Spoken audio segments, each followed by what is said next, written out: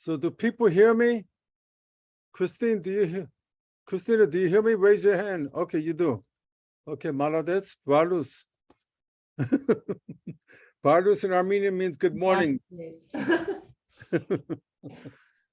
Okay, so I guess we could wait a little bit more or carry on. Yeah, I mean, okay, yeah. So why don't we start? My name is Kevin Aslanyan. I'm with the Coalition of California Welfare Rights Organizations, and I've been fighting this whole fight to allow students to go to school for a long time. And this presentation is about, hold on, rejoice, request for live transcription, enable, I guess, yeah. I just got something that popped up on my window, okay? So anyhow, so we finally passed this bill after a number of years, SB 1232 by Glazer. And this is the bill that we're going to talk about today relative to what is happening? Okay. How do I, oh, come on. I have something over here. David, okay, yeah, there it is. Yeah, okay, yeah. So the CalWORKs Welfare to Work Student Reform Act of 2021. These are the resources that you could use, which is the Senate Bill 1232, Chapter 366. The O is a typo, signed by the governor on September 30, 2022. That's not a typo. And there are 3 all-county letters that you could basically use as a resource when you're advocating with the county. It's ACL 2104E, ACL 2175E, and ACL 2232. So you should have those 3 all-county letters, read them and understand them. And the Welfare to Work, the student CalWORKs policies are basically established by the legislature and by the administration. For the state and county policy contacts, for the state is Damian Ladd, and I put in his email address. He's a real nice guy. And if you send him emails, he will respond if you have problems. You could always complain to your state assemblyman and state senator, and they could basically put pressure on the state. For the county, in the county, you have county welfare to work specialists, especially big counties, they have a county welfare to work specialist.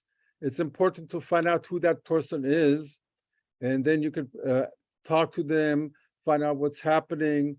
In Los Angeles, the county program specialist meets with the colleges every month, I think, if I'm not mistaken. Then in the county, you have a county welfare deputy director who oversees the welfare to work program. You have the county welfare director who's in charge. And then the county welfare director is appointed by the county board of supervisors. So if you have problems, you can also go to the county board of supervisors and you can find out who your supervisor is. There's generally 5 different supervisors in each county. And you can call up the supervisor's office, contact the clerk's office, give them your address, and they will tell you who your supervisor is. And then you could basically talk to the supervisor staff, and they could contact the welfare department to find out how to resolve the issues. The CalWORKs Welfare to Work Student Freedom Act of 2021 empowers students to select education as a path to a better life. It used to be people were not able to do this. And this bill basically says that it's your choice. This is still a free country. And if you want to go to school, you should be able to go to school. And it's outrageous that they try to prevent people from going to school. Reduces the work that county workers must do with the CalWORKs Welfare to Work students. It used to be where the county would have to determine if there was good, if you were making satisfactory progress, and they would try to do that every semester, every quarter. With this, so this bill changes that, provides more efficient process for students to participate, and that the used to be that you would have to go and have them authorize the books all the time. Nowadays, you get a standard allowance of $500, and we'll get to that. Let me see if I could see this. Okay, yeah. What post-secondary education institutions qualify for welfare for the SB 1232 benefits?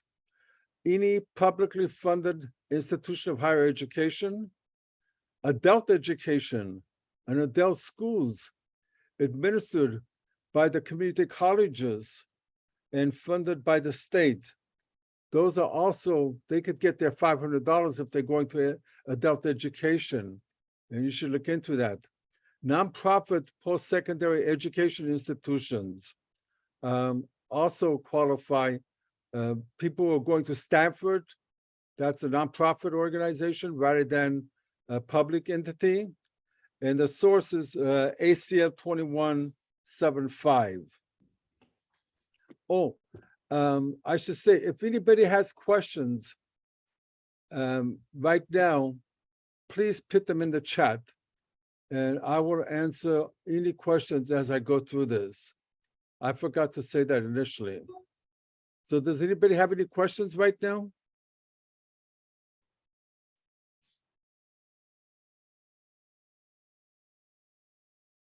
I guess the answer is yes, huh?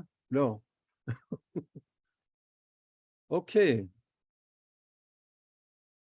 Going forward, CalWORKs study time. Under SB 1232 provides that weekly study time at the rate of 3 hours per hour of classroom attendance that does not have to be supervised. And that means basically as long as you're going to class. Before study time were mostly decided by the county, and it was 1 hour, no hours, it just depends on the county. The study time per unit was not clearly defined, and each county had their own little definition. It was a nightmare out there. So nowadays we have basically 3 hours for each unit, and a unit is basic classroom time rather than an academic unit. And that was changed through the policy issuances. Any questions? Yeah, there's one question. Does this mean students will continue to receive benefits at their transfer schools? Absolutely. This means that you could get even these benefits when you go to medical school, to law school, any school that meets those definitions of nonprofit or publicly funded or adult education. So you could transfer and you will still get the $500 and all of the SB 1232 benefits. There is no discrimination in education in California anymore. It's a free country. You could go to any school you want to, as long as it's publicly funded or nonprofit. You can't go, they're not going to help you go to the Trump school. Sorry about that. Okay.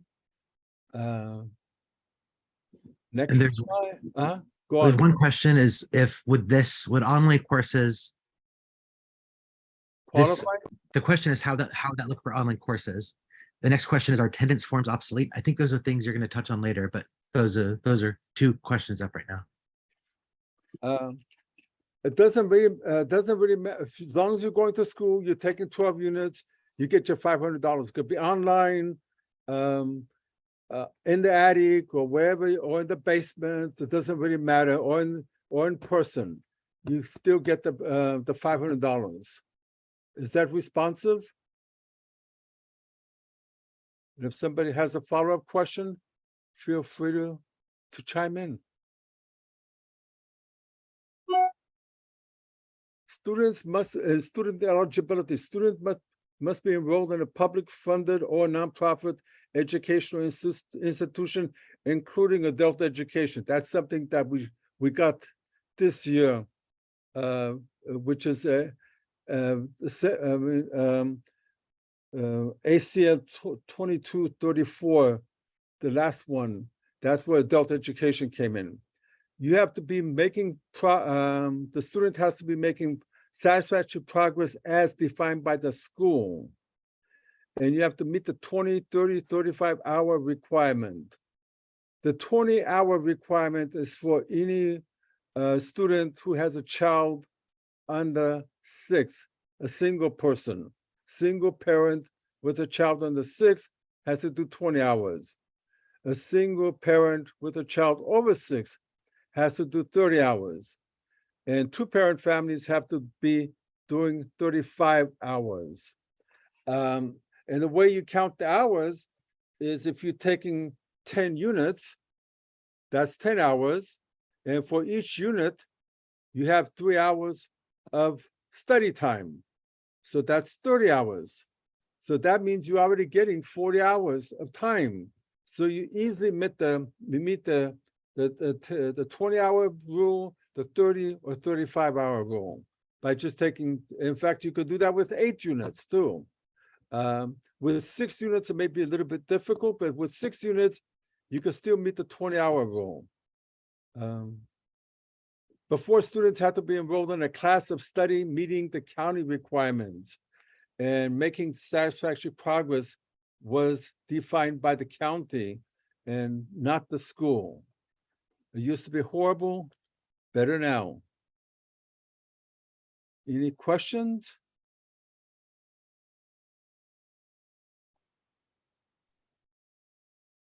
Hearing none? Yeah, there's one question, which some counties are interpreting this as 3 hours per 1 unit rather than hour of classroom attendance. The question is, where can I cite this difference? Which I'm not quite sure. Yeah. It's in the all county letters. If you look at, if you download those all county letters, and they will be in PDF, and then you scroll, and then you basically search for classroom, you will find the reference. That's how I do it. This is the 21st century. So, and if you still can't find it, contact me, and I'll be glad to help you with that.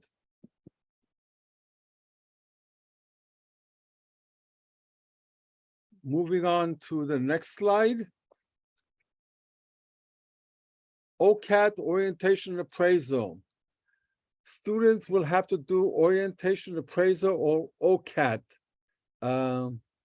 Before, students had to do orientation and appraisal and OCAT sometimes, even if it conflicted with the class schedule.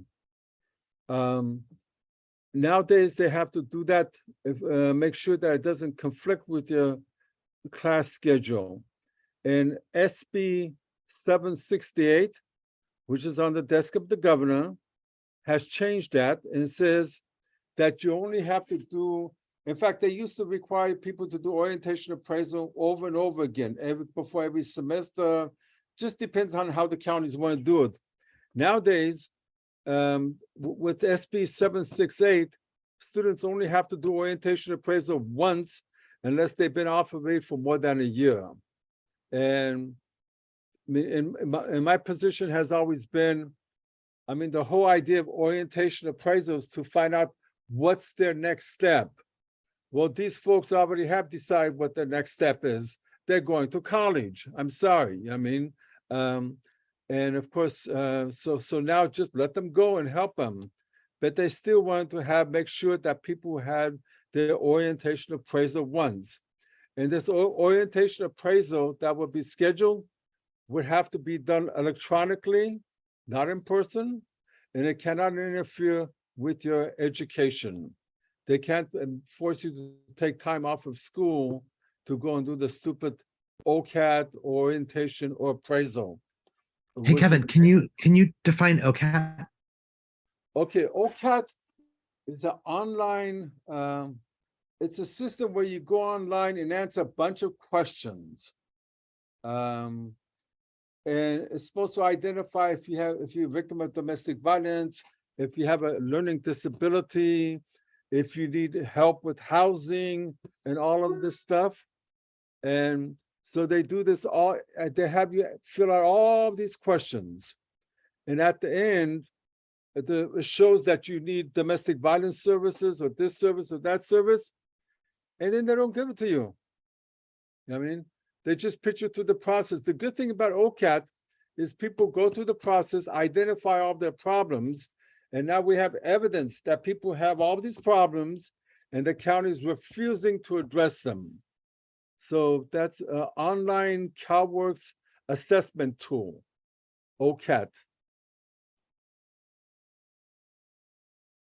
Any questions?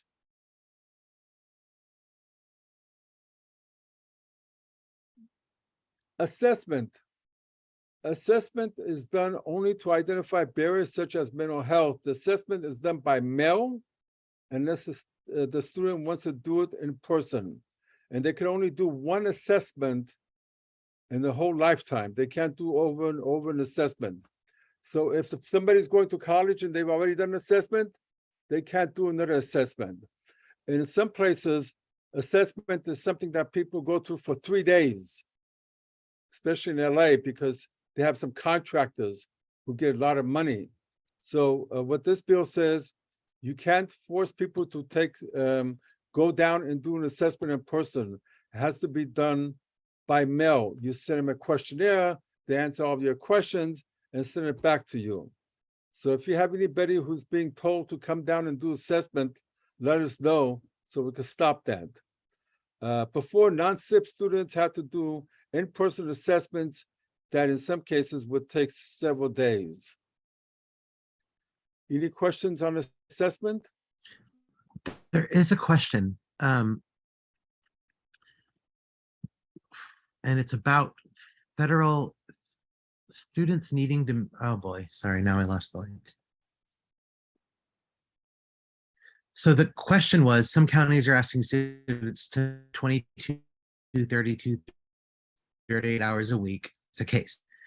Vicky, who's been incredibly helpful in the chat, says because the counties must report hours of participation for TANF purposes. The next question, and this is the question, and then Erin answered, Maria, some students only meet state requirements, not the federal. They can't be sanctioned for not meeting federal requirements. So A, is that true that students cannot be sanctioned for not meeting federal requirements? Absolutely. And if so, is there a... Yeah, no student can... yes, sorry.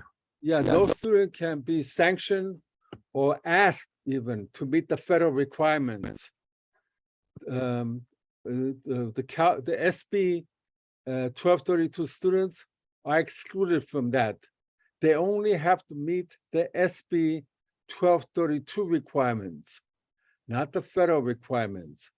And if some county is confused and can't read English, you should recommend some English as a second language to them, and maybe send them a copy of the all county letters so they can read it, because that's illegal. If any county says that, that's illegal.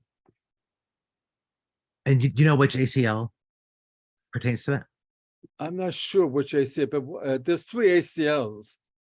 And I think that it's very clear, as long as you meet the 20, 30, 35 hours, and that is classroom hours, plus 33 hours study time. If that adds up to 20, 30, 35, end of story. No more.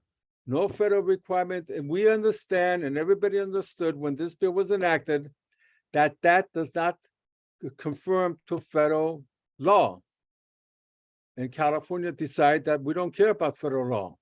We care about letting people go to college and get an education and overcome poverty. That's what we care about.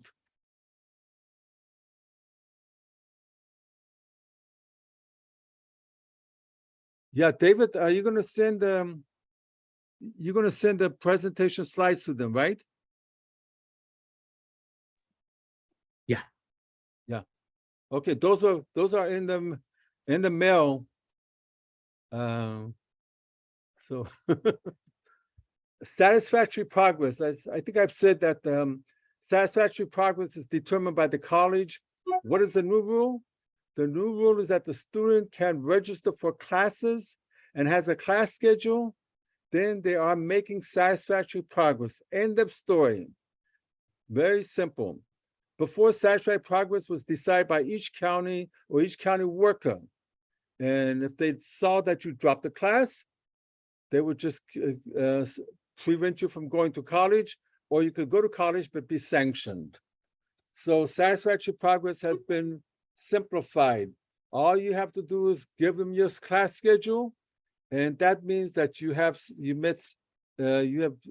satisfactory progress in attending college. Has anybody had problems with that?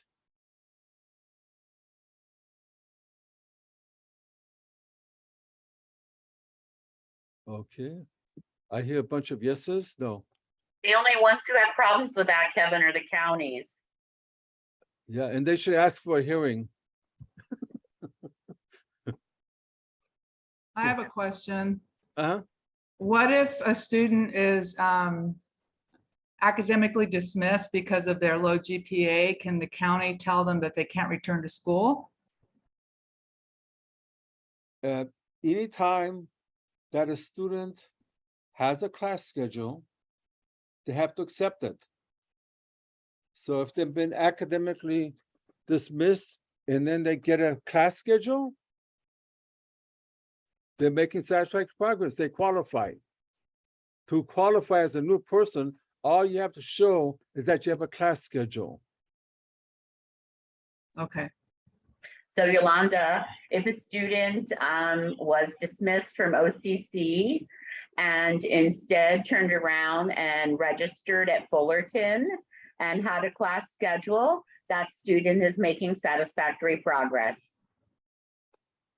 Okay, well, we have an appeal in place. I'm sure you do too, where the student can appeal and be admitted again. But I was just concerned that in between that, while they're appealing, that the case manager could say, no, you can't return to school. Well, the You know, case technically, county workers should no longer even know what a student's status is, whether they're meeting SAP with us or financial aid or not. We're not turning in transcripts or grades anymore. Yeah, that's true. And students should be taught not to overshare. Okay, I was just curious. Thanks. Okay, that was good. I have a question. Uh-huh. So if a student ends up dropping a class, let's say maybe after census day, or maybe they got a W on a transcript, does that still count as satisfactory progress? You can sign up. Yep, you can totally sign up. I think Okay, can people mute themselves when they go off? Can you repeat that to Sasha? Yes. I have it in the chat as well. If they drop the class, is there a rule for when it counts as satisfactory progress and when it doesn't count? Okay, dropping a class doesn't matter. When you start school, you have a class schedule. That's all you have to show. Next semester, they will ask for your class schedule. You don't have to tell them that you dropped the class, added a class, or dismissed the class or whatever. As long as you qualify, you get your benefits if you're going to school. If you're not going to school, then it doesn't matter how many classes. If you start with 12 and you have a class schedule, and then you end up with 6, you still are going to school. Does that make any sense?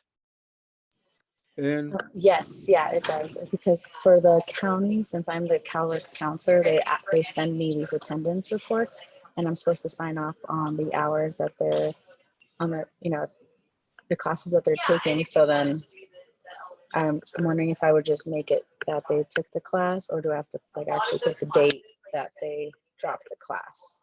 Yeah, I don't think they have a, well, it doesn't really matter. I mean, you can send that to them, but the county cannot take any negative action against the student if they drop the class. Perfect. Okay, so I'm just gonna say that they attended the class. Or I'm gonna put that they attended all the months because they give me monthly attendance reports. So that makes it a little tricky that I have to see what month they dropped and put that they weren't attending that month. So it makes it a little more complicated. Yeah, Sasha, what I do at OCC is we still monitor enrollment status. And if a student drops a class, I do go ahead and forward it to the county worker, just to let them know that their participation hours are changed. Because if they are part-time and they drop even lower, the county may have to assign a bridging activity. If they're enrolled full-time when they submit their documentation to the worker, they're considered having met the standards for participation for the whole semester. I think it gets a little bit tricky when we're talking about part-time enrollment.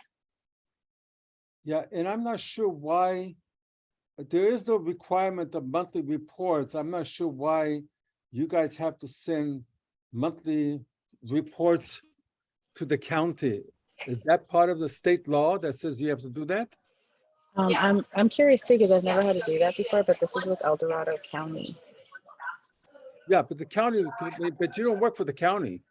No, but the county worker, they send me these attendance reports for me to sign. Yeah, and just don't Kevin, sign that's it, just still send it back to us. a thing. Yeah, tell them that they have to pay you $100 for each one that you sign. Ooh, side hustle. And it's not a mandate, okay? If the county wants you to work for them, they don't pay your wages. Okay, they're not paying you.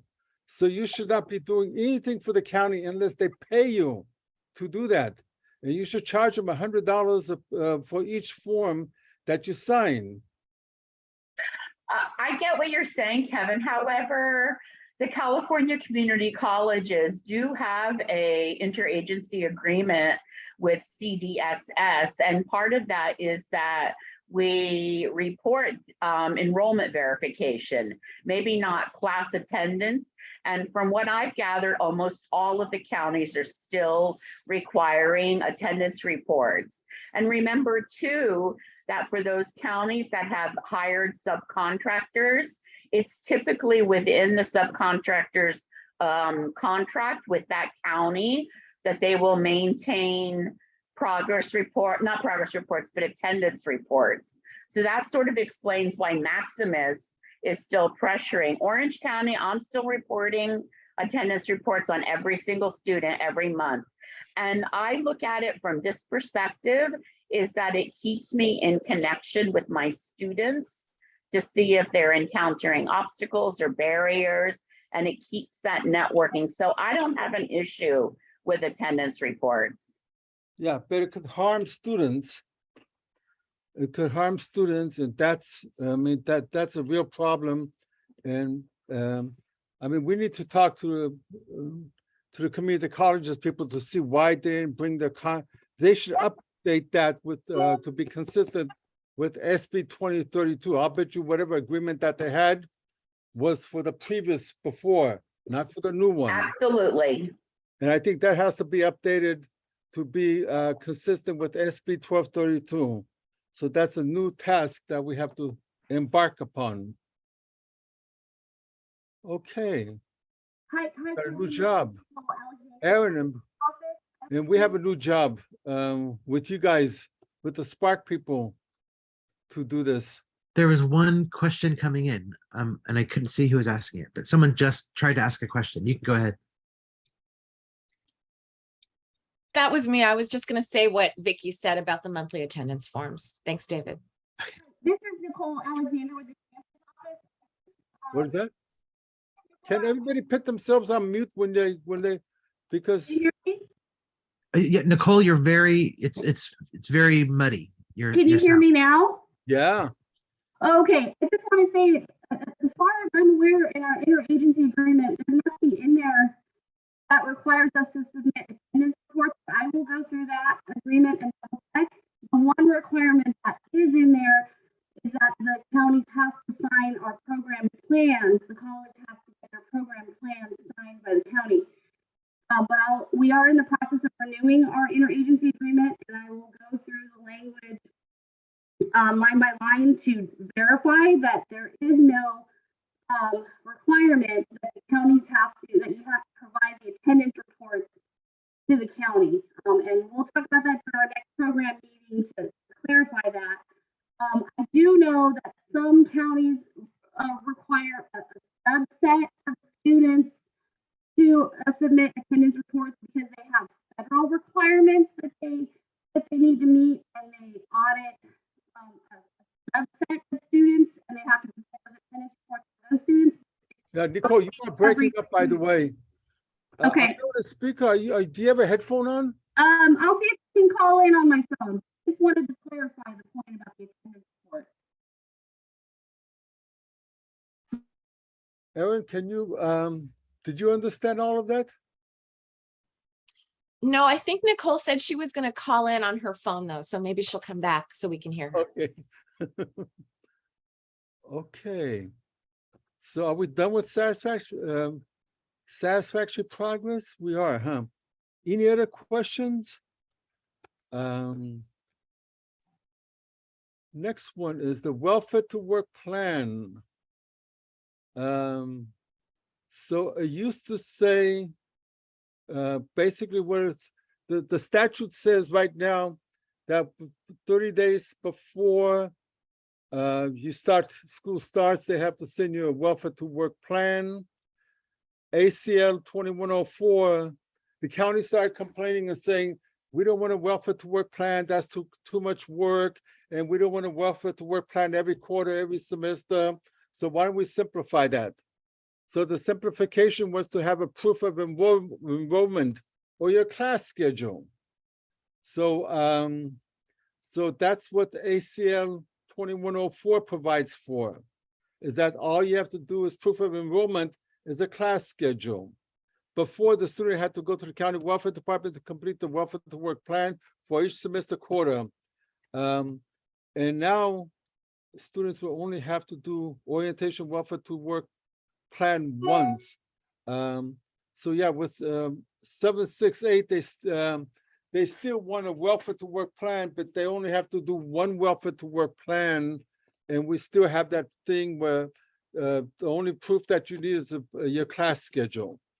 So your class schedule is and as long as there's a welfare to work plan that happened 3 years ago when you applied for aid, and now you start going to college, if there was a welfare to work plan, that plan stands. You don't have to do a new welfare to nowhere plan.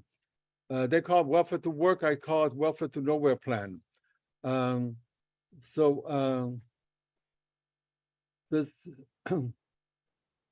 Does anybody have questions on this welfare to work stuff? I do.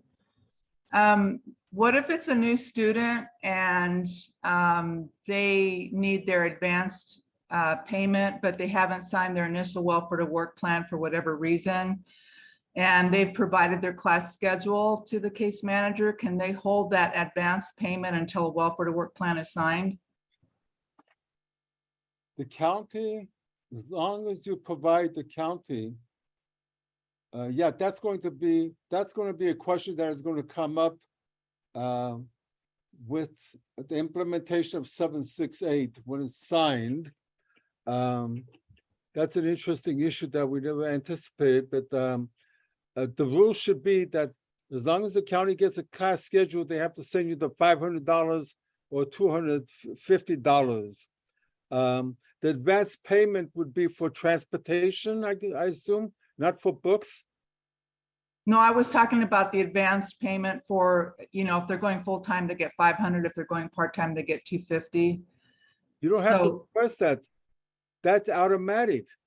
Okay. It's automatic. You don't have to ask for it. They have to give it to you. Even without a welfare to work plan that hasn't been initially signed if it's a new student? Today, yes. Right now, yes. They have to give it, as long as the student gives them a proof of a class schedule, they have to give you the $500. It doesn't matter if you have a welfare to work plan or not. Okay, thank you. welcome. Debbie Romero is asking, are all counties required to give students a $500 incentive? One of our counties isn't doing this at all. Well, which county is that?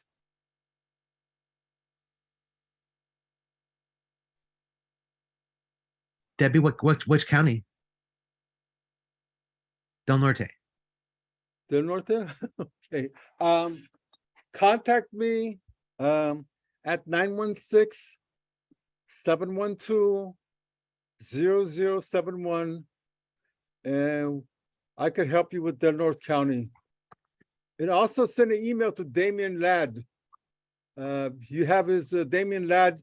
Just send him an email with the client's name. If you have any clients, 1, 2, 3, 4, 5, okay? And CC me, it's okay. And I'll be glad to represent them. And Del Norte County will get a call and that'll be fixed real fast. And call me anytime. And Marlena, sorry, I'm pronouncing your name right. Says San Diego County is happening there too, from her experience. So same thing, Marlena. Call the number I put in the chat for Kevin. Email him and Damien. Damien too.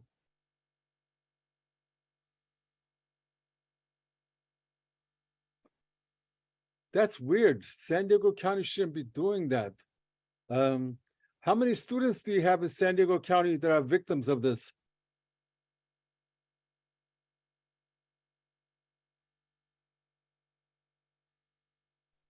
Not sure.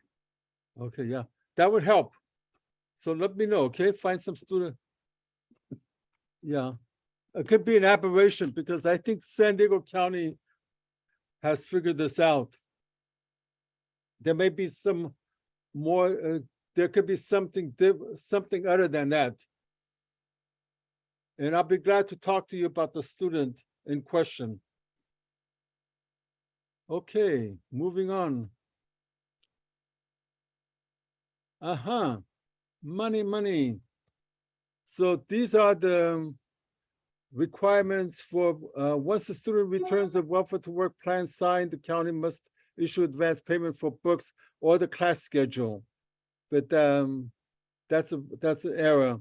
It's the class schedule, not the welfare to work plan. Before, students had to present verification, wait for the county to issue money to buy books, and often people had to drop their classes because they never could buy the books because the county would jerk them around like crazy. So nowadays, if you're full-time, it's $500, 10 days before the semester starts, as long as you give them your schedule. Full-time semester, part-time semester is $350. Again, 10 days before the semester starts, as long as you give them a class schedule. And the rest of it is pretty evident, yeah. So nowadays you have to, and reimbursement for actual books and supplies, actual cost has to be verified. And once you request that, they have to reimburse you within 20 days of the receipt of the Welfare to Work 51. On my webpage, I have a form that you can fill out requesting the additional money for the books. That means that if you get the $500 and the books cost $400, you can keep the $100. If you get $500, the books cost $1,500, they have to give you the $1,000, and you have to submit a request for the $1,000. And once they get that request, they have 20 days. Within 20 days, by statute, they're supposed to give you that money, and that is designed to stimulate the economy. That seems like a long time, 20 days, if a student is in classes and they need the money right away. I I mean, I know there's nothing you can do about it, but that's a long time. I mean, you have to remember where we came from, okay? Yeah, I know. Who dropped out of school. I mean, so I mean, they were not willing to give me 10 days, so I got 20 days. I mean, at least we have. I don't want them to say, "Oh, we will give it to you right away," because right away could mean 1 month, 1 week, 1 day, 2 weeks, 2 months. So right away doesn't mean nothing to me. That's so as long as I get some dates, I got 20 days. At least I know what I got. After 20, they have 20 days to do this stuff. And yeah, so I think they opened with 30 I think I came in with 10, they opened with 30, and then we settled on 20. I have a quick question. If school has started and the class schedule is submitted, do they have a certain amount of time to issue the initial advance payment? Is it 10 days or is it still 20? No, it's 10 days. I mean, the advance payment is always 10 days Okay. before the semester starts. I know, but let's say there's a new student and the schedule is just getting submitted. What's the time frame?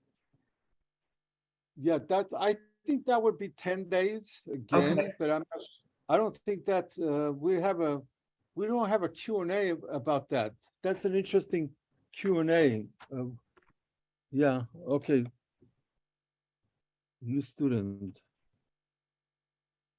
Like I have a student that just added a class and they're in welding and they need, tools and whatnot. And I don't know how much time the county has to issue the advance payment. Oh, yeah, the advance payment. I'm not sure if there's advance payment means that they have to issue it immediately, because without it, the student would have to drop out of college. Exactly. Yeah. So that's why I would submit the advance payment. In fact, on my webpage, I have a form that you could use to request advance payment. Oh, okay. And you Thank can you. submit that to them. And also when you do that, you CC it to a bunch of other people too. I have somebody who has a hand up and then she disappeared. Right. So there's a couple questions. Yeah, One- I'm here. What is considered full-time during summer school? Because I took 7 units and since they didn't overlap the whole time, they counted them as part-time. So what's considered full-time during summer school? Yeah, I'm not sure what full-time is. Erin, do you know what full-time is? Or Vicky? From everything we've read, it seems like it depends not on the units, but for the summer, but on the number of weeks they're in school. So if you're in school 12 weeks, then I think you get the 350. But if you're in school less than 12 weeks, it's the 175. If you're in 2 6-week terms in the summer, then you can get 2 175 payments for a total of 350. That's based on our reading of the state ACL and also Los Angeles's policy. And if you think that you got cheated, you should ask for a hearing. And I'll be glad to help you with the hearing. Okay? You have nothing to lose by asking for a hearing, everything to gain. Kevin, can I mention one thing? Uh-huh. If someone asks for a hearing, there should be no repercussion. So sometimes a student's case, they're told their case will be frozen or they can't talk to their county worker anymore. Can you talk a little bit about a student's rights once they ask for a hearing? A student has a right to ask for a hearing anytime, and there should be nobody should they should not be able to say that you can't talk to your worker or anybody else just because you asked for a hearing. That's crazy. I mean, this is due process. They cannot intimidate you or try to intimidate you just because that's a violation of your civil rights too. You can do a civil rights complaint that they're trying to terrorize you because you exercise your constitutional right in America. And this is not the Soviet Union or Nazi Germany. You have a right to ask for a hearing, right to due process, and they have no right to try to terrorize you for doing that. Was that polite?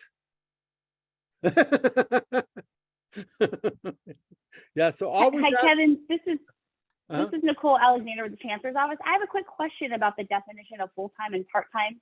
Because I'm looking at the SB 1232 legislation, and it says, for the purposes of this section, the definitions of full-time, part-time, and making satisfactory progress shall be determined according to the rules and regulations of the publicly funded post-secondary educational institution that the individual attends.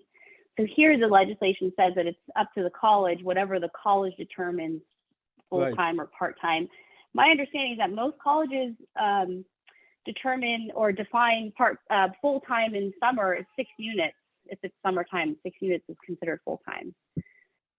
You're absolutely right, Nicole, but that doesn't mean the counties follow that. So some of the counties define it on their own. I know Right. from LA But County, this is- they won't allow us at the LA County. They say that the gain worker is the one who determines it's full or part-time. So I think that Right, there's but a, that there's a- goes against the law. I mean, this is the law. No kidding. 1232 is the law. So I just, I don't know. I mean, I'm happy to contact Damien Lab at CDSS if there's any intervention or conversations that need to be had, because I always look at the legislation, and that's the county should be following the law, and this is what's in the law. Yeah, so I think that what would help Nicole is to find out what the school rules are for part-time and not part-time. So we could have a list of that, because the problem is that you have about 100 colleges, and I mean, if they all Right. have, or maybe you guys up there could establish a rule. This is what full-time means, and this is what part-time means for summer sessions. So therefore, we have one rule, and all colleges should have the same rule. So that's one way to deal with this issue that students are facing. The other Right. way is to see what all the colleges have, and if everybody has the same rule, then but we don't, Kevin, when it comes to summer. Right. It's a district. Yeah. Some colleges are on the quarter system as well. But I mean, if there's any individual circumstances, I'm happy to contact Damien Ladd. I also wanted to get back to the attendance reports and clarify there's nothing in our interagency agreement that requires the submission of attendance reports to the county. I will look at that interagency agreement again. I don't recall seeing that language. The only requirement that's in there is that the county has to sign the college's program plan every year. But we're in the process of renewing that interagency agreement, so I will definitely look at that line by line again, but I don't recall seeing that. I will double check that just to make sure. As far as attendance reports in SB 1232, I did have to contact Damien Ladd recently about a county that was requesting attendance reports.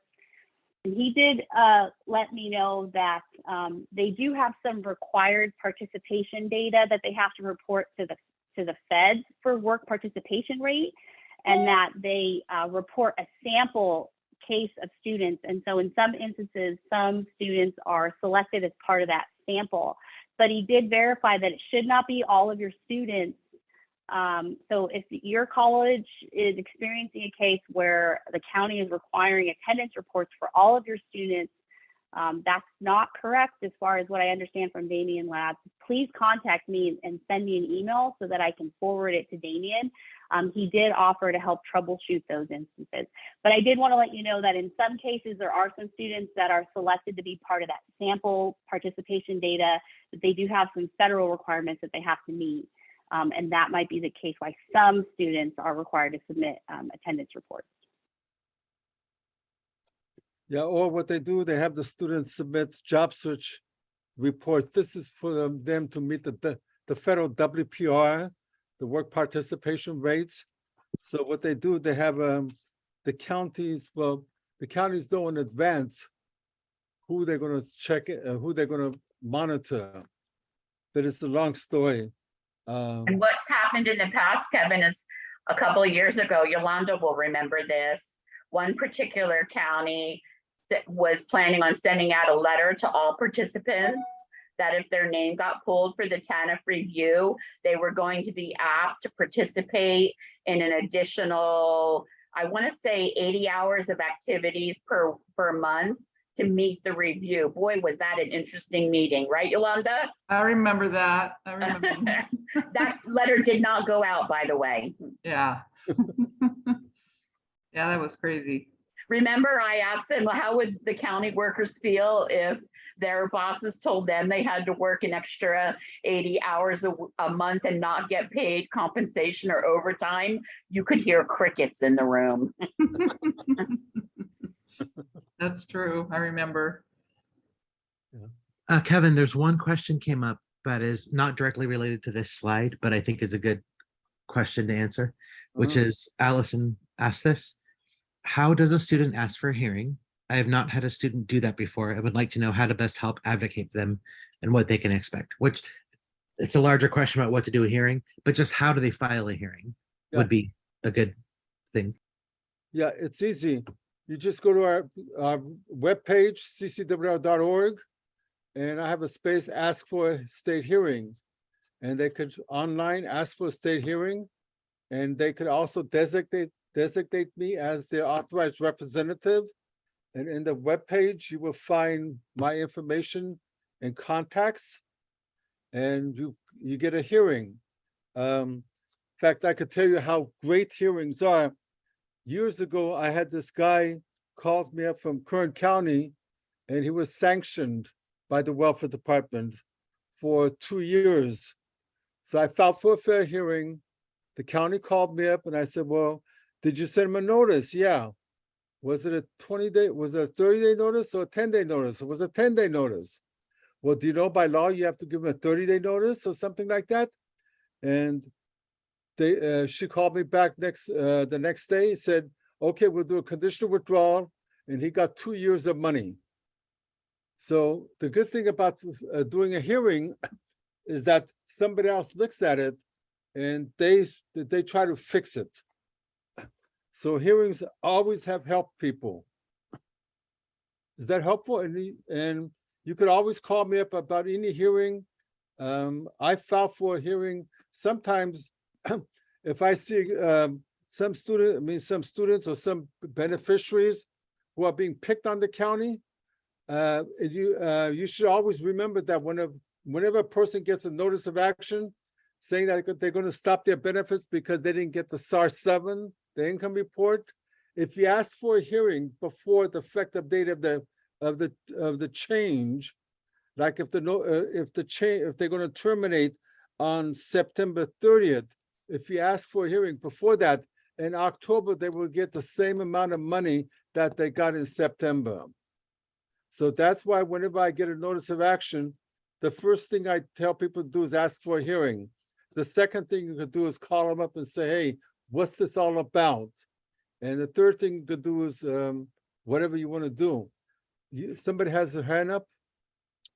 Yeah, hi, Yeah, Kevin. Karen. Karen. Yeah, hi, I'm from Glendale College. I also work with Aaron on the Spark program. And I think we had a Spark student say to us recently that they listed you as their authorized person for a fair hearing, and their county said no. And I was just wondering who's qualified to be an authorized person to represent a student in a fair hearing? Anybody in the county who said that, have them contact me and I'll talk to our county. Nobody, that's fascism. Okay, because They know that you can have this representative. Who in the hell do they think they are? Well, maybe they're just scared of you. I don't know, but we were in a meeting with some of our Spark students and somebody said they listed you, and then the county said no. Anyway, okay, thank you. Yeah, yeah, that's outrageous. I would love to talk to that person. Yeah. So, did we beat this up enough? Let's go to the next slide. What's on the next slide? Oh, yeah. This is for students during winter and summer sessions. This came from ACL 2231. So this explains what is full-time, what is considered summer session. generally is 12 units. This is wrong, huh? No, full-time session is generally 12 weeks. It's not 12 weeks, it should be 6 weeks, right? Nicole, isn't this wrong? It depends, Uh, Kevin.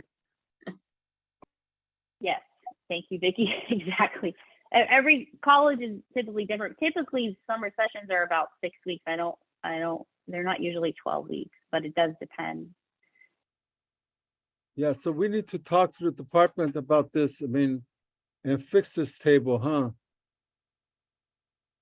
That's why people are getting screwed over. Because it's Yes, just, and I think we can provide what typically is. Typically, it's 6 weeks. I saw in the chat one college, there's 8 weeks. I think it depends on the college that's offering and the course. But again, SB 1232 defines it as how the college defines full-time or part-time. yeah. So, yeah, so this needs some work on it. I guess we should, yeah, we should connect Nicole and start working on this. Is there any way you can find out, is there any way you guys could find out what each college's requirements are? I think there would be a way. I'd have to do some work and digging around, but I'd be happy to help work on this, and I will put that on my list of things to do is check with each college to determine what their full-time, part-time definitions are. Yeah, maybe that could be put on your web page, and then students could go to the web page and get the answer and give it to the county.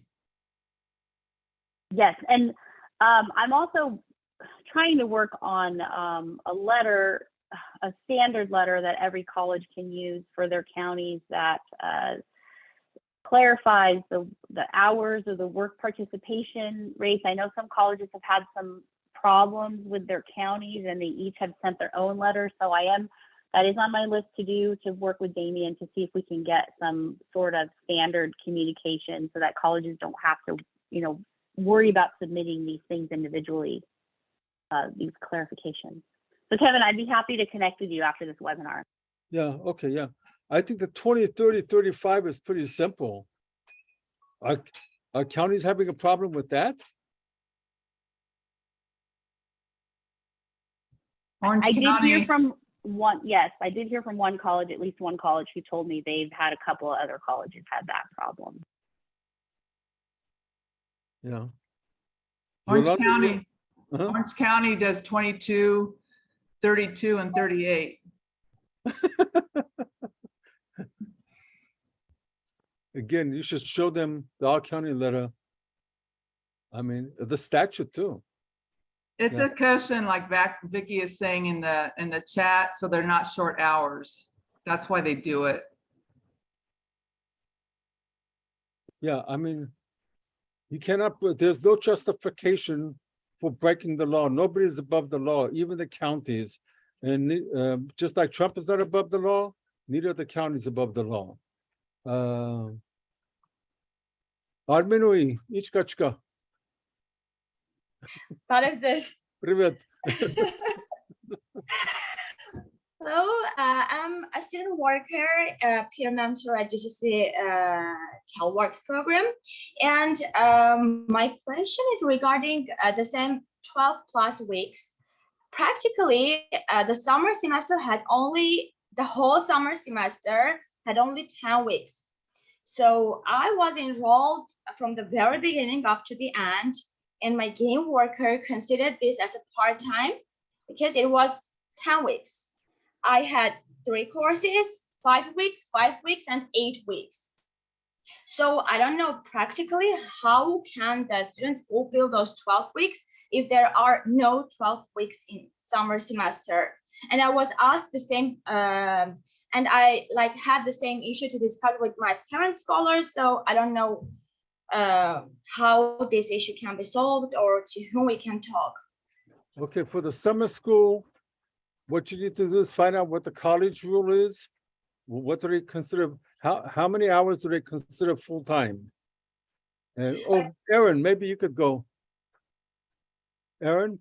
Yes. So I think where that's coming from, it's not an ACL it's the errata that came out at the end of June from the state. And thank you, Karen, for finding this. It's errata 2126. And I put the link in the chat, and that's the document where they define whether full-time, what full-time summer is and what condensed summer is. They say full-time summer is 12 weeks. And then they say condensed summer is 6 weeks. And we poured over this document at the beginning of the summer. And unfortunately, I think it's being, according to the errata, it's being administered correctly. But I think we need to go back and look at what was published in the errata because it's not right or fair. Yeah, so for your issue, Armin Rijan, find out from the college what is considered full-time for summer session, and then call me back and we'll ask for a hearing and get the money that they stole from you, okay? Yes, Mr. Aslanya, thank you so much. Okay, I'm gonna CalWORKs, okay? Okay, Thank you so much. Shara Kalamshad. okay, пожалуйста. Hi, Martha. Hi. Martha? Hi, Hi. how are you? So I was just wondering, I know one part is that people want the correct advance payment, but also in terms of advocating for yourself, you could look up what all your books are ahead of time. And so if you see that the cost of your books is more than what you're going to receive in advance payment, you know, get with your college representative to get that taken care of in advance. So that's one way to get around it until this matrix gets fixed. So that's just an idea for everyone. Thank you. Okay. Anything else? So I guess this slide, we have work to do on this, huh? Yeah. Okay. We learn something every other day. Moving on from 13 to 14, timelines for issuing standard payments for college books. 10 days before the beginning of the semester if the request has been submitted timely. Before, there was no timeline. That's pretty, I think we've touched this quite a bit. No questions? Moving backwards, let me see. Payment for books over the amount of the advance payment. The county must reimburse for books and college supplies that are required or suggested by that are mandatory, recommended, or optional in which the individuals enrolled that exceeds the advance payment. That's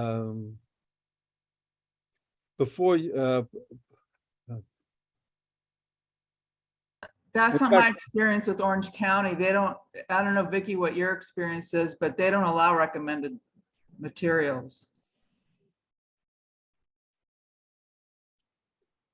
I agree. It's only recommended textbooks for Orange County, not recommended. Mandatory. Mhm.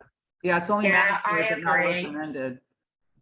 And I think there's something in there, Kevin, that says that it's required course materials.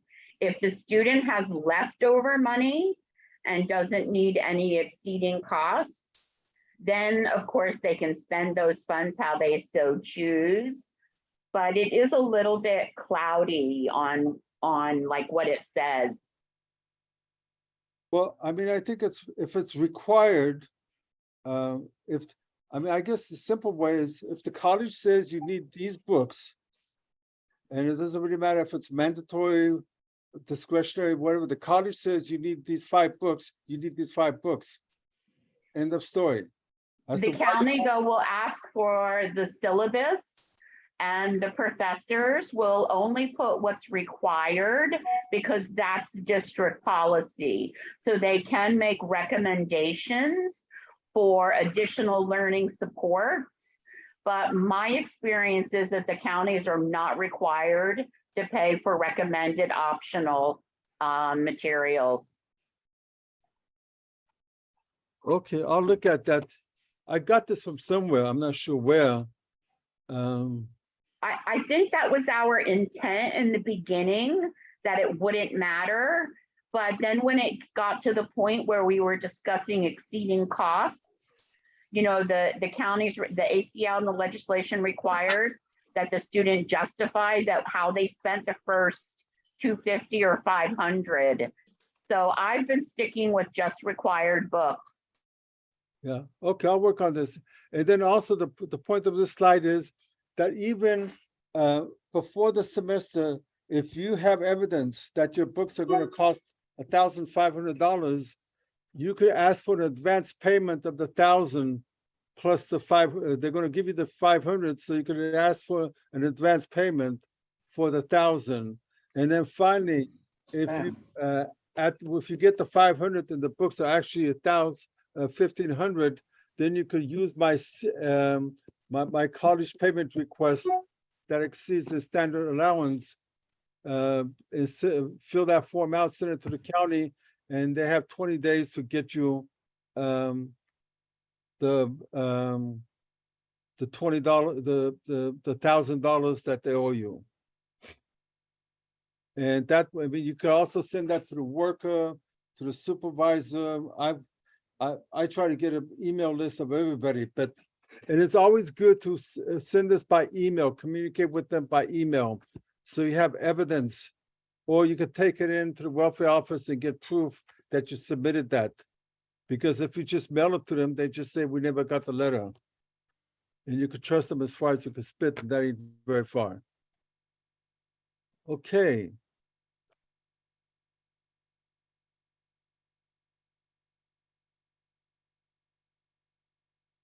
Yeah, so the timeline we already talked about is 20 days for reimbursement and 10 days for advance payments. There used to be no timeline. So there's a question by Charette Garcia. Is the request for advance payment for college book payment requests that exceed the standard payment effective as of today? So is this, can they request this now, or is it going to go into effect later? No, that's been the policy for the past 2 years. And since January 1 of 2021, when this bill went into effect, that's always been the policy. That if you get 500, the books cost you $1,500, they owe you 1,000, and you can still ask for it. Does that clarify it, Charette?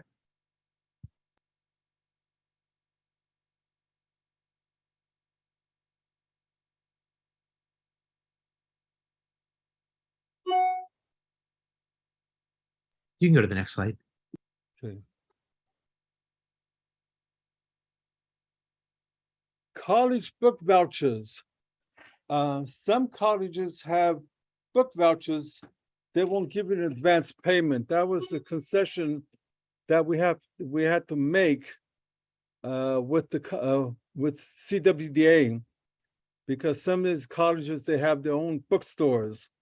So the counties can use a voucher for books if the voucher covers all mandatory, recommended, or optional for the classes. I got those 3 things in there, and I got it from somewhere. I have to find out, and I'll send it out to everybody.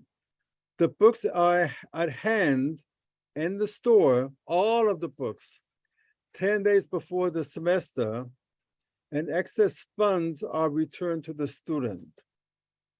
So only if the school bookstore meets these requirements can they even use a voucher. Otherwise, they can't. Before, counties would limit vouchers to books in which they approve. So the voucher now is so those are the requirements. Have anybody had any problem with vouchers?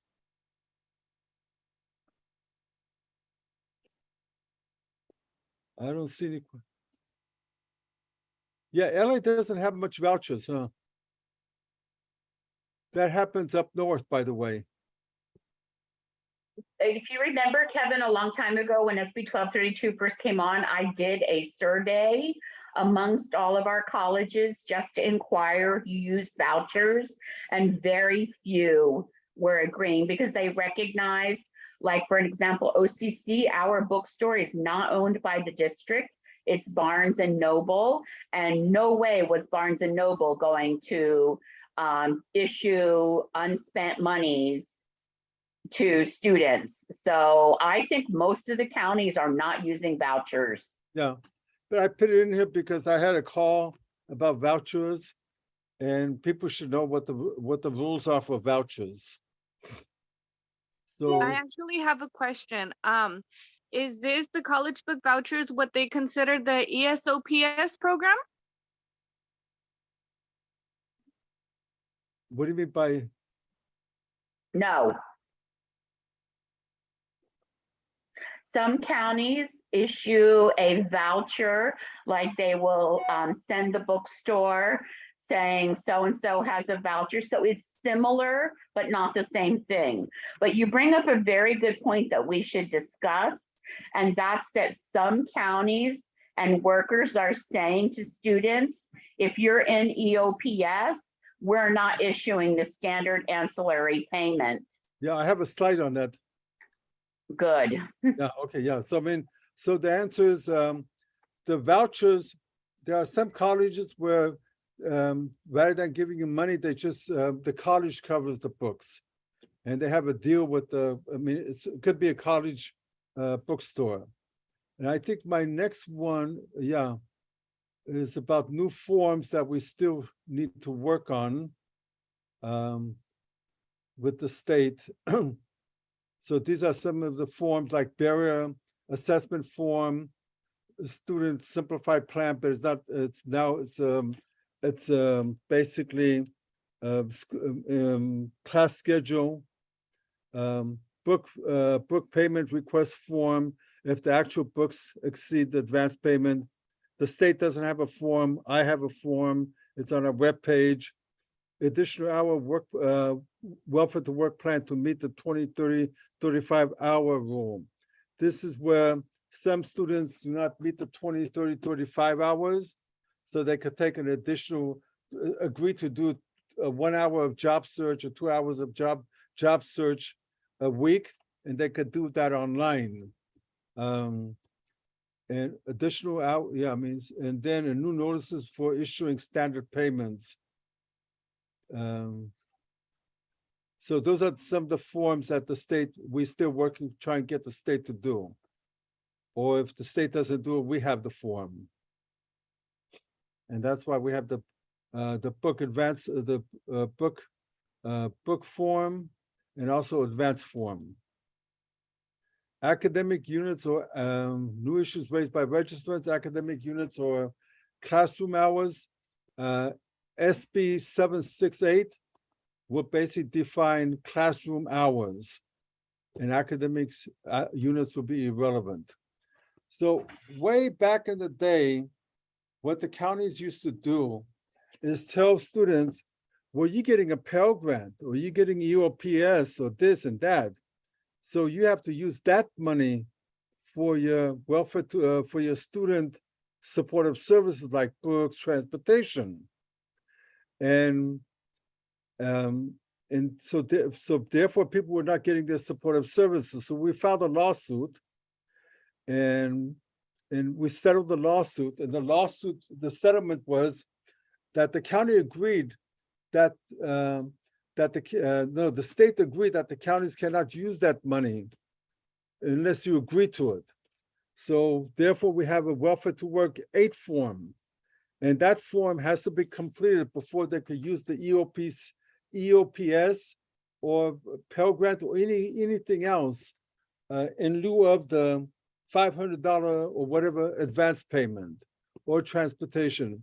So no reduction of supportive services without an agreement from the student in writing that they agree that they don't want the $500 because they're getting a Pell Grant, or they don't want the $500 because they're getting the EOPS.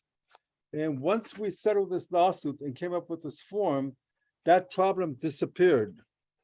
Rarely do we hear people, and that just came up like the EOPS, where some counties are saying that you have to use the EOPS to pay for the books or transportation.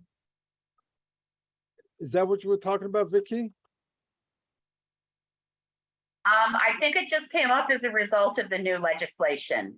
And I think counties sort of forgot about the WtW 8. And it's not rampant. I mean, it's not all over the place. I've just heard maybe 4 colleagues have reached out to me and asked me about that. Yeah, Nicole, do you want to chime in?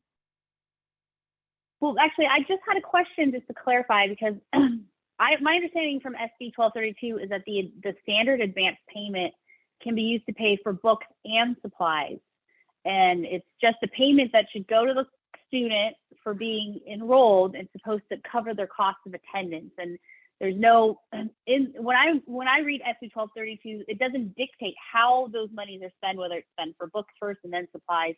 So I just wanted to ask about that, that the students, the way I interpret it is that the students should just receive this payment regardless, and that there's no dictation of how they're spending those dollars, that it's supposed to support their cost of attendance for books and supplies.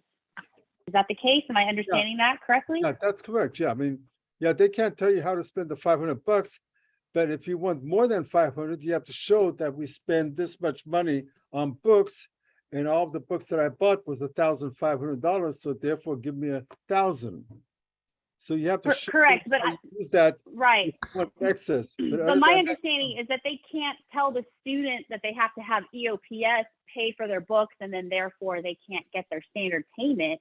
If EOPS pays for their, my interpretation that if EOPS pays for their books, they should still get their standard payment, because the standard payment is to pay for supplies, their cost of attendance. It's not kind of an either or thing. It's not to take away from their right to the standard payment. Am I understanding that correctly? That's absolutely correct. And Erin, do you want to chime in? Yeah, I was going to make a similar point. Based on my experience with our Spark students from across the state, there are many students who are being told that their standard advance payment will be reduced based on how much they received from EOPS. And that's completely wrong. It doesn't matter what they got from EOPS. It's none of the county's business what they got from EOPS. If they're enrolled, they get the standard advance payment. They don't have to document to the county how they used it, what they spent it on. It's their money for going to college. Yolanda? Our EOPS director does not allow our students to access EOPS book vouchers if they have access to the advance payment from the county. Yolanda, can you send me an email about that? I did have that situation with a similar college, and I clarified to the college that the standard advance payment is to also pay for supplies. There's nothing in the law that dictates how they spend those funds. And there's also nothing in the law in education code for CalWORKs or EOPS and for students that are enrolled in both programs that dictates, that they can only receive services from EOPS and they can't receive it from CalWORKs. Of course, we don't want to duplicate services, but I did have to clarify to a college that they can have EOPS pay for the student's books, and the student can still receive their full advance payment from the college. So if you want to send me an email, I'd be happy to help send a clarifying email to the They college. consider it double dipping. So. Our college, our EOPS program is the same way. We don't, we no longer. I don't consider that double dipping. The standard payment is to pay for supplies and to pay for the cost of attendance. So it wouldn't really be, it's not double dipping. And I did send the language from the legislation to that college, and it helped rectify the issue. So if you'd like to send me an email, I can try to see how I can help with that. Well, the cost of attendance is paid by the fee waiver, so the only thing they have left is the fees. I'm just playing devil's advocate. I mean, that's the feedback I'm getting. Okay, is that if the advance payment is supposed to be for books and supplies, so why should they access EOPS funds? I think this goes back to like long before SB 1232. This whole leverage resources. And if a student is accessing either the CalWORKs program for textbook service or the county, to back them out of EOPS. And I will tell you that because of SB 1232 and because of what Nicole just said, it doesn't specifically say only textbooks. So I'm working with our guardian scholars. We've made a gentleman's agreement that they will fund my students, our mutually enrolled students, textbook service, and those students will still get the standard ancillary payment from the county. That we both, our programs don't see it as a duplication of services. And then I'll be working with EOPS as well. I mean, I think not to, just really quick, they're part of the thinking is that we have care students that have timed out and don't have access to the advanced ancillary payments. So they want to save those funds for them because they don't have access to the supportive services. They're child only. So they want to save those funds from EOPS for students that don't have access to that advanced payment. Go after the deeper pockets. Yeah. What do you mean? I'm lost. Well, the county has deeper pockets than CARE or EOPS. No, but I'm So- saying they're not entitled to advanced payment if they've timed out, Vicki. I think it's two different kinds of payment. Yeah. I mean, the EOPS is a different part. I mean, just because people get EOPS and what they're saying, you could get EOPS, but you can't get the $500, that's crazy. No, what I'm saying is our director says we have to send her a list of students that are getting the advanced standard ancillary payments, so they will not get EOPS book vouchers. And we should change that. Is Well, that's a Yolanda, school are they thing. saying, are they trying to maximize their funding? So they're saying they don't have enough funds to support all students, so they're trying to prioritize funding? Is that the rationale? Or if it's just straight across the board, they're getting their books from EOPS, so they shouldn't get their advance payment? Or they're getting their advance payment, we don't need to give them books? I think that's the rationale is that if they have access to county, supportive services, then then the EOPS book award should be safe for students that don't have access to those funds. So what we do at Allen Hancock, because all of our programs are under EOPS, is if a CalWORKs student is getting the standard advance payment, they have an option from EOPS to either receive a book voucher or a cash grant in lieu of the book voucher.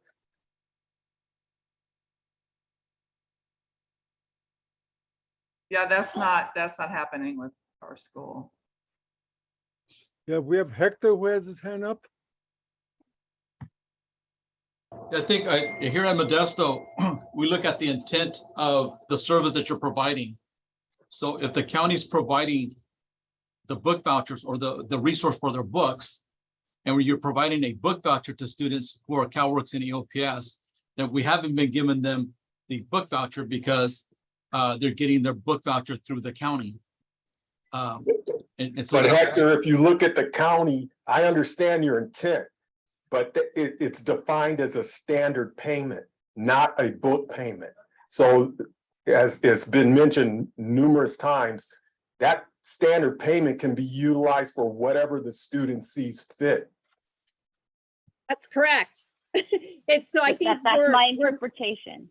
There's the old way that no longer exists. And so this new way, the students get this money and they are to use it for books, but they can also use it for supplies, to buy, I don't know, internet They can service. use it to go buy shoes if they want That's to. correct. It's a Yes. standard payment. Right. Yes. So that's Right. kind Supplies of the big is change. laptops, printers, paper, Yes. But Nicole, Microsoft Office. Yeah. Nicole, could you send all of us the messaging regarding that CalWORKs participants are still eligible for Yes. EOPS book vouchers? That would be great. Thank you. Yes, Yeah, and also- I'll add this as an agenda item for our next meeting. Also, that should be going out to all of the EOPS directors from your EOPS office to tell all of the EOPS directors sort of not to discriminate against CalWORKs recipients. Tell Yes, them and I that's how we apologize. I look at did it. not realize this was a rampant issue. I just only heard from one college. Otherwise, I would have sent out a message to the listserv. Yeah. I know. Kevin, there's a question from Delisha, Delisha Brown. Hi, Delisha. Do the aids include the cost of travel? Like, are these monies, these EOP monies that include the cost of travel? Because we understand it's you can get things with it. You can get practical things, pens, pencils, computers, shoes, whatever. Will it cover bus fare and stuff like that? The EOPS money? Yes. Delisha, if I understand your question. No, the standardized payment from CalWORKs, from Welfare to Work, you get 500, you can use it as you see fit, right? So like purchasing bus pass, putting gas, fixing your car so you can get to school, right? Right, but you're still entitled to transportation, supportive services for Welfare to Work. And if it takes more than an hour each way, then you get mileage. Less than an hour each way, you get bus pass. And that's an entitlement. And that doesn't, and that's not, and you still get that, notwithstanding the $500 or the EOPS. Does that make sense? Yeah, so right. So then I agree that EOPS should not be taken away because they're just getting that 500 standardized because it's not only for books. They can use it for traveling, fixing their car to get to school, whatever, the clothes, so they can have clothes to wear when they go to school, things like that. I know, it's crazy. Or it shouldn't be stolen from them. That's how I would put it. Right. Okay, we are coming to the, oh, yeah. This one says question and answers. Wow, we haven't had that. Any other questions? Oh, can I just clarify one question? Uh-huh. So if I'm understanding the quote unquote standard payment, that's how it's issued on when we're requesting for the book and materials for CalWORKs, right? Is that what you were referring to as a standard payment? Yeah, the $500 or the $350 or whatever, yeah. And so if the student, because I had a student recently that didn't have Microsoft Office, but it wasn't on the syllabus or the book request, so we didn't add it on there. So we could add it onto that book materials request since that's a need. That's interesting. You could, yeah, why not try it? Because the statute says books and supplies, and that's a supply. So that you could ask for reimbursement of the supplies too. I mean, And is it required or optional by the professor? It's neither. It's not on the syllabus and it's not in the bookstore. It's just that, you know, they need to write essays and all of that, but it's just they don't have it on their current computer that they're using. yeah, you could ask for it, and if they deny it, you could ask for a hearing. The only reason it's a supply, they might deny it just because there is free versions. There's Google Sheets and stuff. There's free versions are available, but it's a supply ultimately. There are some professors that require assignments to be turned in certain formats that would require Word, like Microsoft Office.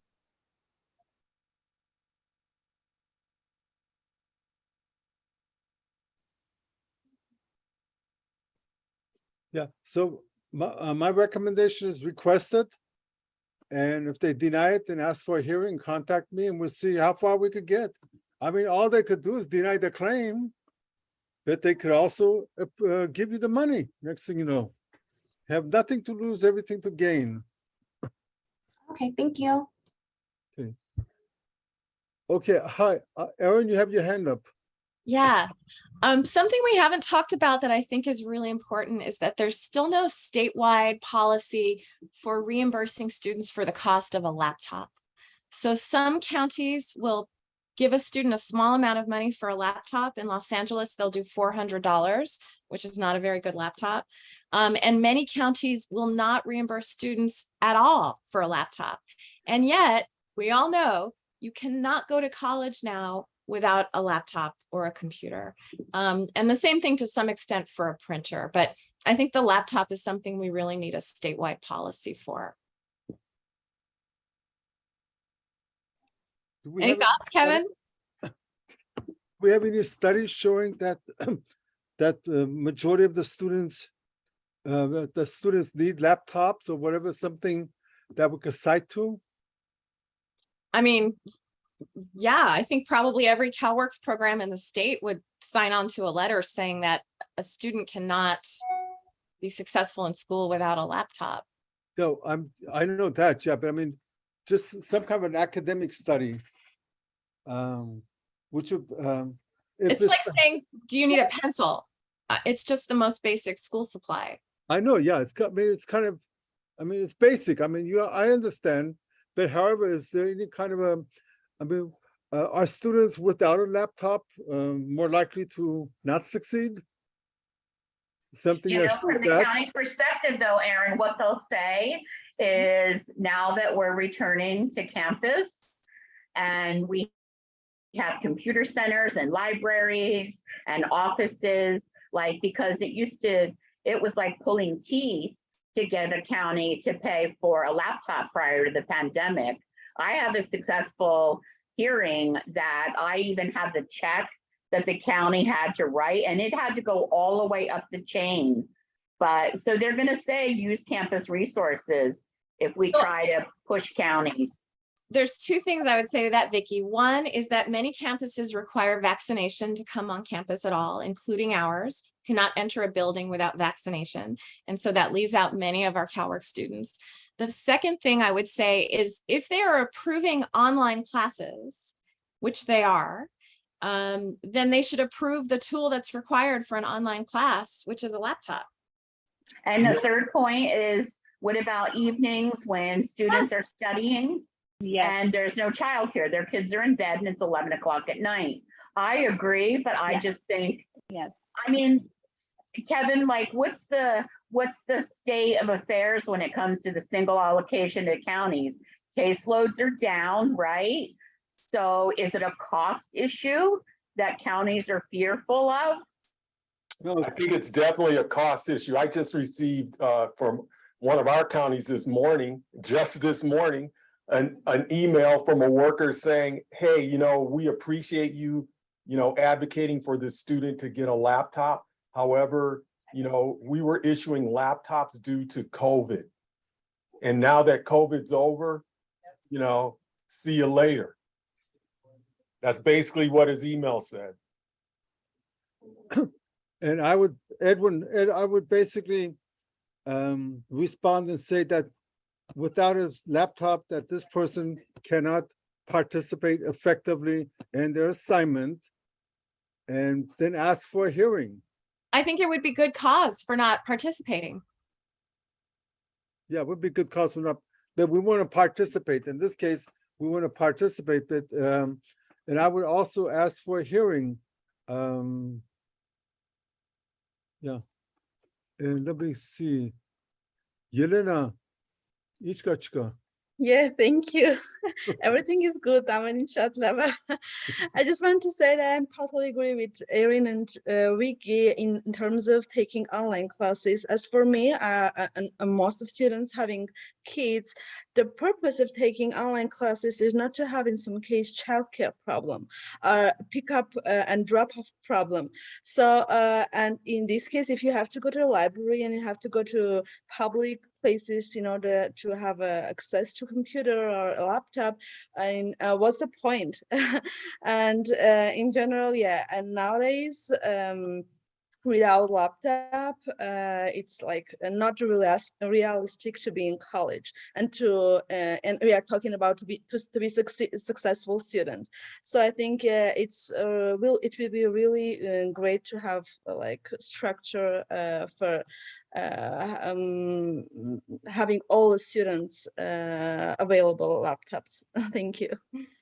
Yeah, I should say that you can still, even though you're doing remotely, you can still be eligible for childcare. Because you need childcare while you're studying, and you are entitled to childcare. And all you have to do is ask for childcare, and they give you full-time childcare. You are entitled to full-time childcare. That's 8 hours a day.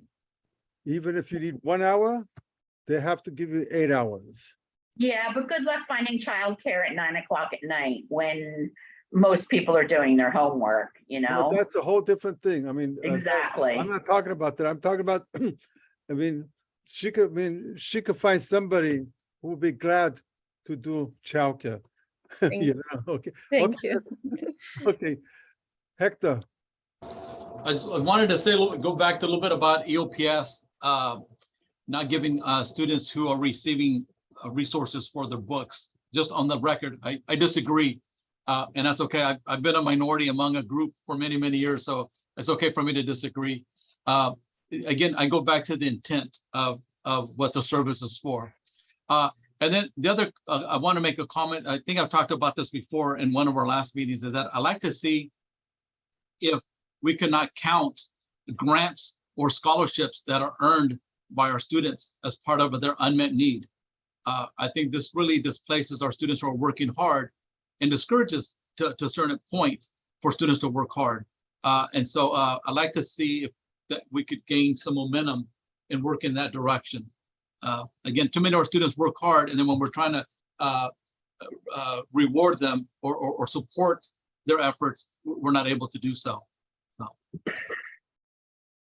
it's my comment. Okay, thank you. Anybody else? Yeah, Aaron? I'll just second what Hector just said. It's a huge thing. As a student works so hard, keeps their grades up, is encouraged by the college to apply for a scholarship. They apply for a scholarship, they get it, and then their cash aid is reduced because of that. So we've had a lot of students who were flying high because they got this wonderful recognition of their work and their success, and then they crashed because it affected their cash aid. Was it tied into their financial aid? Like, did the scholarships get paid? They were private, outside. So if they're need-based, if they're merit, yes, it counts. But there is a way to draw that down, that the counties have to say how much of it is designated for educational purposes. Well, maybe we need like more instruction about that, because I think most students and most of us, including me, are still very fuzzy about how to make scholarships work for our students. I get frustrated with the cost of attendance with our students that receive scholarships through the college as a part of our honors night, that it goes towards their cost of attendance. And then all of a sudden, the following semester in fall, they're no longer eligible for work study. But that's a federal thing. Yeah, Aaron, maybe we should set up a little subcommittee with Hector, you, and a couple of other people in Spark, and meet with the department about get all the information that we can on grants and scholarships, and then think about doing legislation next year, basically excluding all, you know, we are trying to pass through all child support. Yes. Right? So yes. And this could be, this is the same concept, passing through all scholarship. And I don't know how many people, how many college students get scholarships. I don't think there's that many. So I don't think it would be a big cost factor. Yeah, it's happened to a lot of our Spark students. So Spark would love to work on that with you, Kevin. Thank you. One of my students just received $17,000 from Seroptimist International, but we put it all in restricted accounts so the county can't touch it. Nicole? Oh, yes, I just wanted to say, I'm a little fuzzy on financial aid myself, and I'd be happy to help work with our financial aid team to get answers to some of these questions. And then that way we can determine what work needs to be done as far as advocacy on the statewide level to help, change some of the requirements to make it easier for students. And so if you'd like to send me your specific financial aid questions in an email, I can work on getting responses from our financial aid team and director. At least that's a starting point of understanding what the rules are so that we can understand, we can work on how do we navigate, how do we advocate for changes to those rules so that we can better serve our students. Yeah, it would be great to have you in the group. And I think that what I'm thinking is of the problem is, how does the welfare system look at these grants? And that's the first thing. And once we figure that out, then we can look at, well, what kind of grants are out there? And then the third thing is to do legislation to say all grants are exempt. Does that sound like a plan? Well, Yes, to go, and I'd be, Huh? no, I was going to say to go along with that, I've recently also had eligibility workers tell my students that, hey, you're a work study student and, you're making too much money here. And so why would that comment even be made when work study is considered financial aid and it's exempt? So I don't know if something needs to come from the chancellor's office to Damien or to the state welfare system to remind them that they cannot be counting any financial aid as income. I think that's, you always have, the problem is, Ed, that you have a lot of turnover, and you'd be surprised of the stupid things that they tell me. It's just mind-boggling. You think they're out to lunch. Generally work study is not considered to be, in fact, the computer should be automated. If you drop down work study, the computer should know that they can't count that. And that's an IT problem in this stupid state, that the computers are not acting like computers. Because they drop it down, and if it says work study, the computer should know that that can't be counted as income. End of story. And here you have workers doing this. It's crazy. Edwin, can you send that to me in an email? Just because that certainly doesn't help our issue with trying to get students in the work study position. When to them it'd be better to not be in work study if the work study is going to be, used against them. Yes, I will. Thank you, Nicole. Yeah, which county is that? Thank you, Edwin. Well, I don't want to, throw anybody under the bus, but I'm sure it's happening statewide. No, I don't agree, Edwin. That's a long ago issue. And there is specifically an ACL that I think goes back to like 1999 that says that counties can't count work study, whether state or federal, towards both the cost of, eligibility, resource, income, etc. So I think you just got a worker that's annoying. Sorry. Just give them the ACL or trigger it up the chain of command.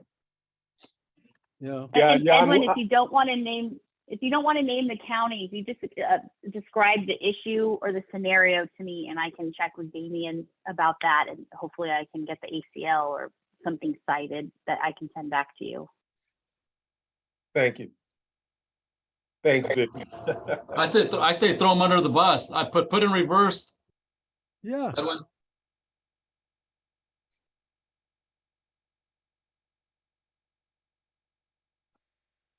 Okay, anything else? I have a quick question about assessment. Uh-huh. So I just want to clarify that the case managers do not send a client to assessment unless they're trying to identify barriers, and they can't send them to assessment to try and identify bridging activities. They cannot require a person to attend assessment in person unless they agree to do that. Okay. They have to do it by phone, by mail, but not in person. That's what the statute says. And even for excess, to have an additional activity, I guess for that, you could also do that telephonically. In fact, I think I have some language in there saying that you have to send them a amended plan that they can sign and send back. Because I try to make sure that there's no way that they're going to drag people down to the welfare office. No, but I'm not talking about the welfare to work. I'm talking about like when they send them to, Vicky, help me out here. You know how they send them to foster assessment? They used to send them for bridging activities. Remember? Yeah, I agree.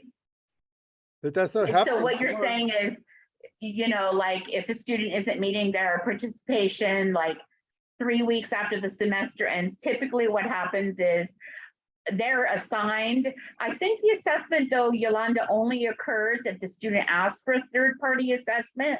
I think what they get sent to instead is what used to be Res Care, and I think it's now Equus, and they do an orientation. So I'm not really sure if that's still happening, but I know what you're referring to. Okay, so I just want to be clear that they can only refer them to an assessment if they're trying to identify like mental health or substance abuse, some type of barrier, right? No, they cannot refer you to assessment in person. There's only one assessment in your whole welfare to work life. And that for students has to be done by phone or by mail. Is it optional at the student's discretion? If they refuse it, the county can't insist, right? The student has to agree to go in person. They cannot be required to go in person. That's the law. And if some county is breaking that law, they should be locked up. Okay, I didn't know that. Thank you. Yeah, that's okay.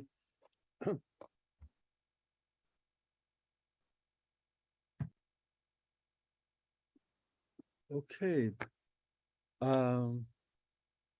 So for the rest of the time, I guess thank you for joining. Please help us by filling out a survey at the end of the training.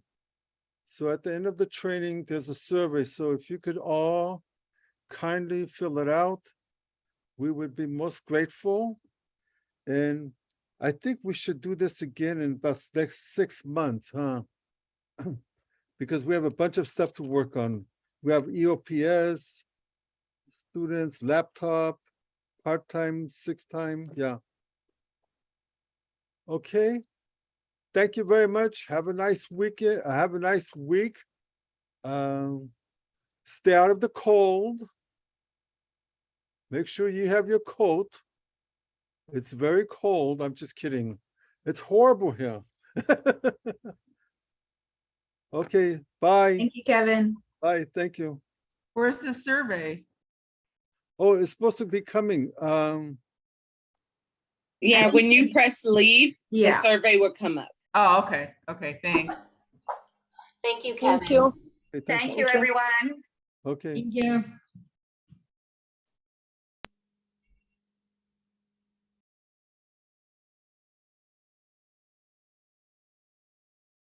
Babans kan man sag pachten.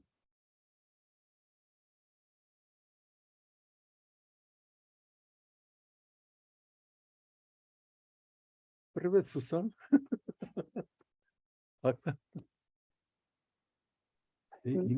Կարելքս Привет. շնորհակալություն Любой այսօր время. ինձ համար առաջին օրն էր Oh, yeah? շնորհակալ եմ շատ այո շատ արդյունավետ հանդիպում եմ շնորհակալ եմ շատ Ya, Պաշարսա, համարս ունես, չէ? Համարս վեկալար, չէ? այո անչափ շնորհակալ եմ Ես իմ ձերքի համարն է։ շնորհակալ եմ շատ պարոն Ասլանյան Okay, пока, bye. լավ եղեք հաջողություն Okay.